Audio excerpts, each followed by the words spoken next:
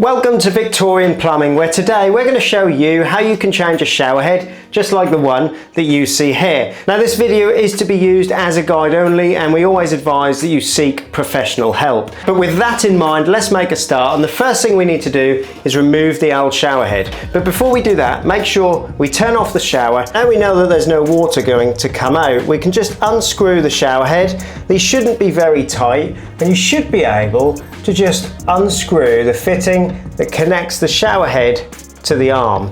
These arms vary, some will come from the ceiling, some will come from the wall. However, the shower head connection always works in the same way. So we're just going to turn that, and that shower head is going to come away from the arm. Now there is a little bit of residual water in there, as you can see, so you probably will need to mop that up. Now we've got our replacement shower head. There are a wide variety of these on the Victorian Plumbing website. Now before we go back up there and install our new shower head, just check that inside you've got a washer with a little strainer which will stop any blockages. Just be careful that that doesn't fall out, because as you can see, they are removable and occasionally they'll fall out, but we want to make sure that that stays in before we install the shower head. So now we know that's in there, we can get up there and we can install our new shower head. Now we don't need any tools for this, we're just going to do this hand tight. Just like we undid it, we're just going to screw this back on, and it really is nice and easy to do.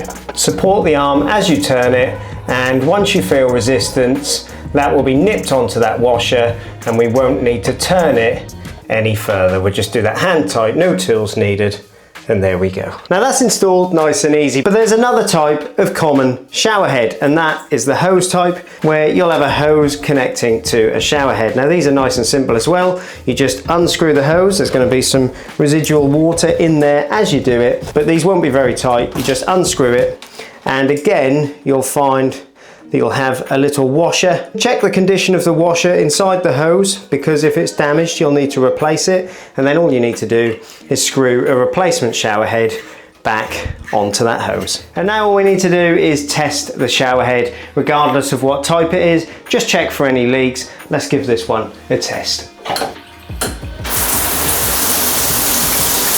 That's perfect, with no leaks whatsoever. If you do get any little leaks, you'll just need to tighten the fitting a little bit more to stop them. And we hope it's helped. We'll see you next time.